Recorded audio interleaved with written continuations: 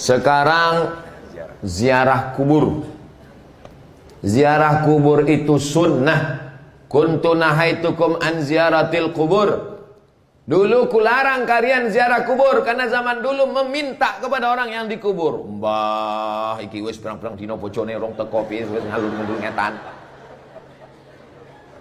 Dulu orang minta kepada yang dikubur. Maka setelah Islam datang tak boleh minta kepada yang dikubur. Iyyaka na'budu wa iyyaka nasta'in. Mintanya kepada Allah, la ilaha illallah. Maka ziarah kubur itu tujuannya 3. Yang pertama, melembutkan hati.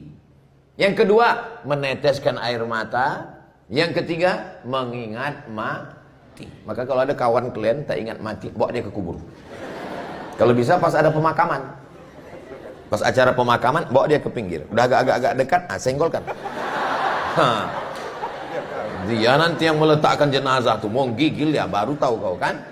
Rekam dari atas. Hai guys.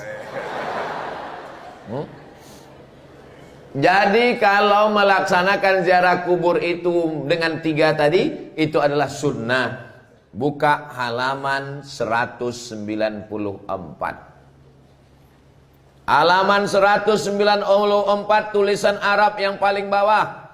Qala Syafi'iyu, Imam Syafi'i berkata, wal ashab, ulama mazhab Syafi'i berkata, yustahabbu an yuqra'u indahu syai'an minal Qur'an. Yustahabbu an yaqra'u indahu syai'an minal Qur'an. Dianjurkan membacakan Quran di samping kubur. Nih, Imam Syafi'i ini dianjurkan membacakan Quran di samping kubur. Di samping kubur tuh membaca Quran. Qalu, mereka berkata, fa in khatimul Qur'ana kullahu, kalau sanggup mengkhatamkan sekhatam Quran, fakana hasanan, maka the best, bagus, wapi tenan. Kalau sanggup menghatamkan sekhatam Quran. Karena tak sanggup sekhatam Quran, itulah diganti macam sekhatam Quran. Macam sekhatam Quran, baca Quran 3, baca kulhu 3. Tak sanggup baca kulhu 3 kali, ummul Quran, Al-Fatihah. Itu udah mau cepat betul kau ziarah, baca Al-Fatihah. Baca Fatihah pun tak sanggup, dekat sungai sini kan. Maksudnya Pak Ustaz, kau campakkanlah dia. Apa gunanya orang berbuat baik sama kamu? Saya ziarah ke makam Syekh Muhammad Arsyad Thalib Lubis. Di Kalimantan saya ziarah ke makam Syekh Muhammad Arsyad Al-Banjari. Saya ziarah ke makam-makam itu. Saya bukan meminta kepada orang dikubur. Saya mengucapkan terima kasih, membalas kebaikan dia. Kalau tak ada dia, tak tahu kita ilmu-ilmu. Ulama-ulama dulu berziarah luar biasa. Datanglah Imam Nawawi. Imam Nawawi meninggal tahun 676. Imam Syafi'i meninggal tahun 204. 204 ke 676. 4 abad besti. 4 abad jarak mereka, 400 tahun. Maka Imam Nawawi rindu dengan Imam Syafi'i. Datang dia ke Kairo. Imam Nawawi mengajar di Damaskus, Suriah. Datang dia ke Kairo. Sampai di Kairo, baru menengok kubahnya.